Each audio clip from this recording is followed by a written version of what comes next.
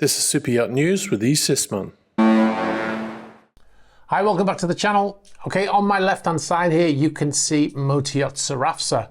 She is an 82 meter or 269 foot yacht that was repossessed effectively. This vessel was seized by Credit Suisse, who had an outstanding loan against this yacht.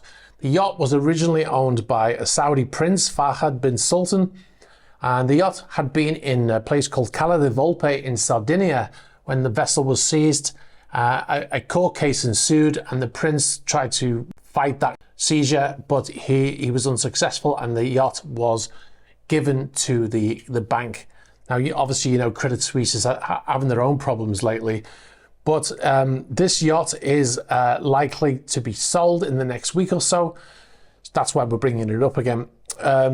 The vessel remained in Cala de Volpe for quite a while, and then it went a short yard period in Genoa in Italy, and then it headed to Monaco, where it's been ever since. Now, the reason why it's so striking, this vessel right now, is because of the state of the exterior. That the hull on it looks like it's been sanded down in preparation for a paint job. We're not sure if that is exactly what has happened. We were told by people who used to work on board that the owner was not that fussed about the exterior, and they used to actually use rollers to paint over the top of the original fairing, which is something that is not generally done. You only usually see that on cruise ships and on tankers and stuff that have a steel hull. Very unusual for a fairing to be looked after that way. But the vessel did look like it was in a really bad state of disrepair, but just based on that hull. We were told that the interior of the vessel and the technical aspects of the vessel were all first rate. Now, the asking price for the yacht after the bank repossessed it was $65 million. I find it unlikely that that's how much they got, just based on the fact that the yacht needs to have a complete hull painted, and it also probably needs updates on the technical side and things like the AV and the IT systems. So they probably got a good deal on that. Also, the fact that it's been repossessed from a Saudi prince. But we have no information to say how much the vessel actually sold for. It was for sale with Burgess Yachts.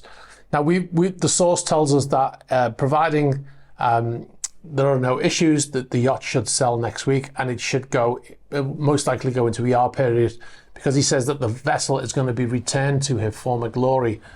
So that's good news for the yacht, and hopefully the crew who had actually opened a lawsuit against the boat for non-payment of salaries. So the bank, when we spoke to Credit Suisse, they told us that any liens, they didn't use that phrase, but for the audience, I'll say it, any liens against the boat will be paid for when the boat is sold. So that sounds like good news for the former crew as well.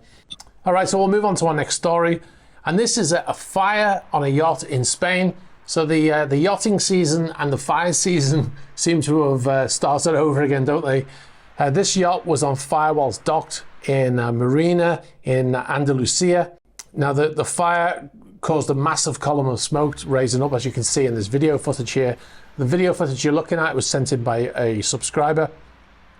The 112 Andalusia emergency service received a call at 0340 hours, a notice from Maritime Rescue alerting them that a boat docked in the port was on fire.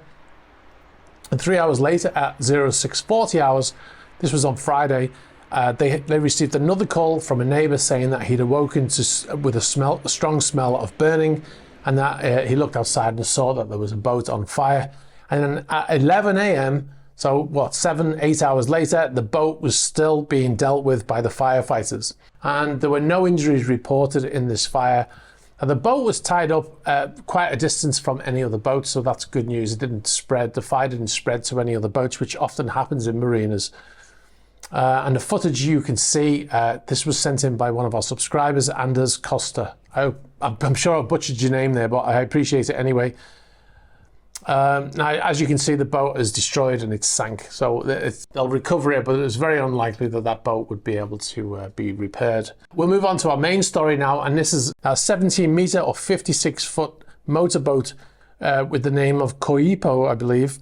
It grounded on the 8th of March on the north side of Lahaina Boat Harbour Channel. This is in Maui in Hawaii.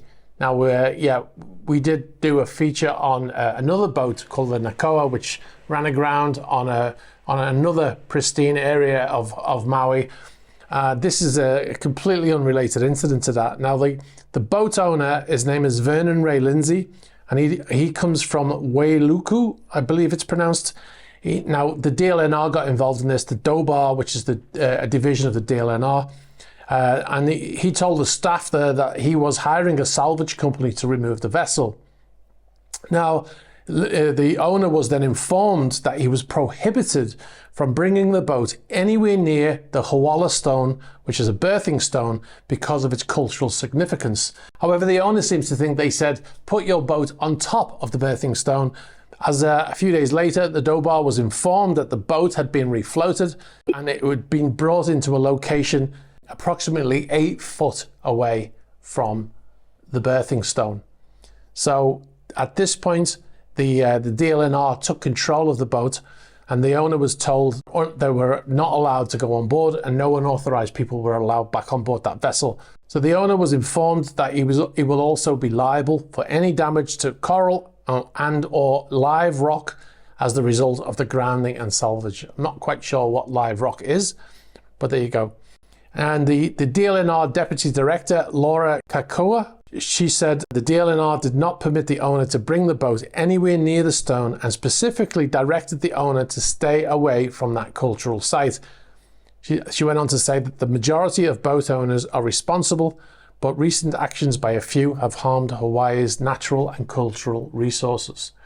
So that's quite incredible that the boat ended up almost on top of this site. We'll bring you updates as soon as we have it on that story. Now, if you tuned in to find out an update on the RV Petrel, the boat that toppled over in the dry dock, we're going to be bringing you more on that tomorrow, so stay tuned for that. Okay, so one last thing before I go, be sure to check out our Patreon page at patreon.com/eSysman. We've just gone over the 100 Patreon mark, so we're very excited about that. Be sure to check out the latest video on there of our new series called Patron Chat. You'll also get to see other exclusive videos not published on YouTube, like the Atlantic vlog series, and you'll get early access to features advert free, and you'll get to suggest topics for future videos and ask questions for patron only Q&As. So if you've got any information about any of the stories we've done here today, or any other stories, please be sure to get in touch. You can get us through the About page on the YouTube channel. You can get us on Instagram, on Facebook Messenger, and you can also get us on Threema. Be sure to like this video, very important. Hit the subscribe button and hit the bell for future notifications. All right, guys, thanks very much for watching and have a great day. Bye-bye.